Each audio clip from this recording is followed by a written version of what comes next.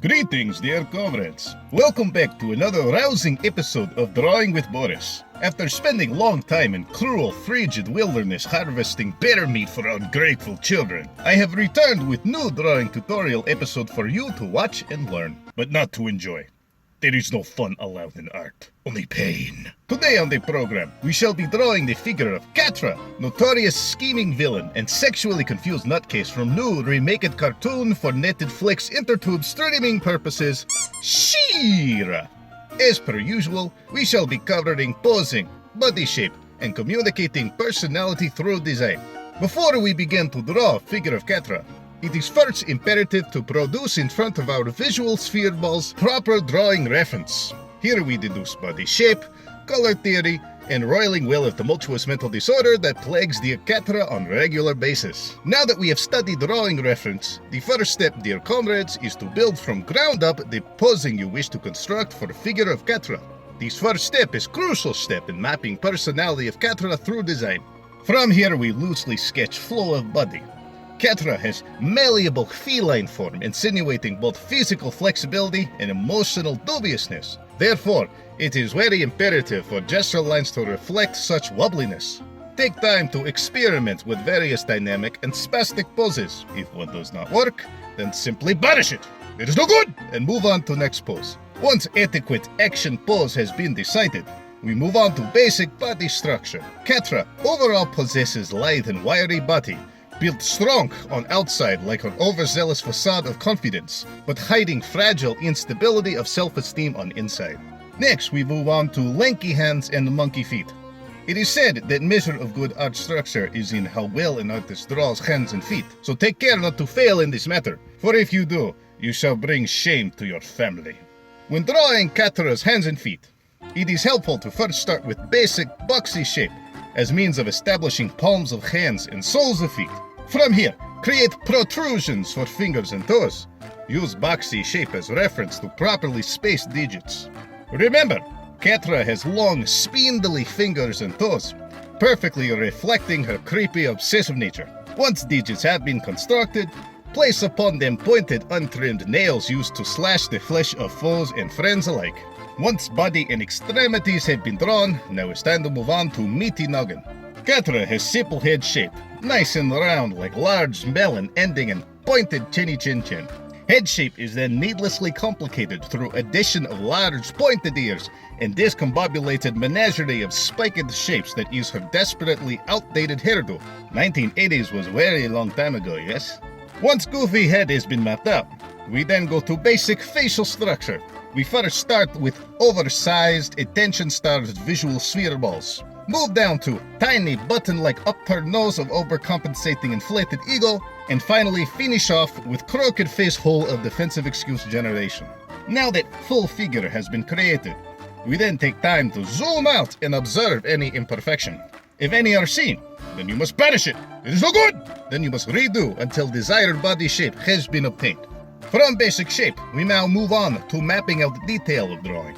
It is here that we shall make another sweeping pace upon our work like napalm upon unsuspecting rainforest.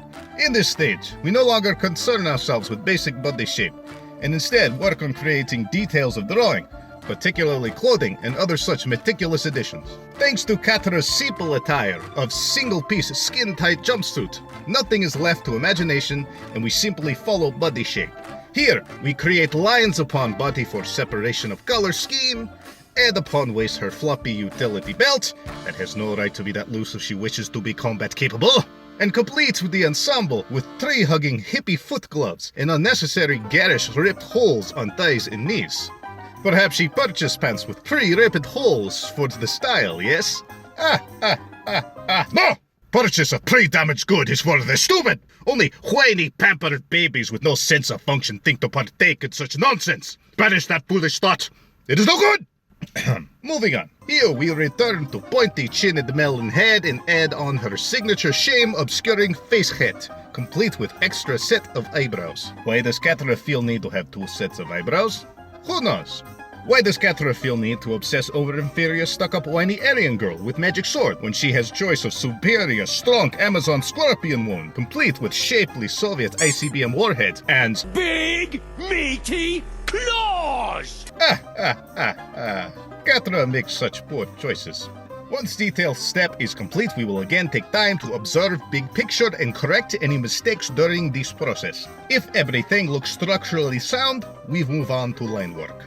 In line work process, we again pay attention not to structure, but rather to fine-tuning detail. Here, we concern ourselves with clean lines and strict adherence to previous layer of work. Line work process is long and arduous. Many times you will make a mistake, and many times you will need to banish mistake. It is no good.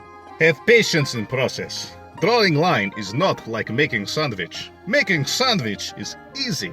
All you need is slice of bread, butter of peanut, formaldehyde cucumber, jellied bean, liquid mustard gas, pepper spray, frozen beet, tongue of cow, and Vegemite. You slap all together and then eat with your favorite circus bear.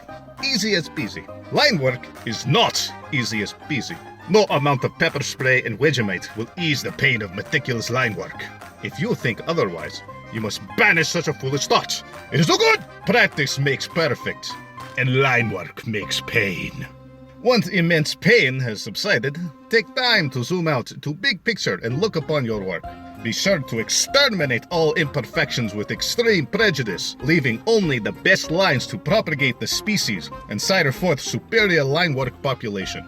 Now that figure of Catra is looking more complete than her feeble veneer of bloated confidence lets on, we move on to base color. For those familiar with previous Drawing with Boris art tutorial, there is mention of use of computer technology tool to ease base color process. Once again, in this tutorial, we shall use same miracle technology tool to make base coloring process the same as the bowel movement of the majestic hagfish, smooth, slippery, and bathed in sacred mucus. Thanks to ease of technology tool, we concern ourselves not with meticulous coloring in line, but rather adhering to color scheme for figure of Catra.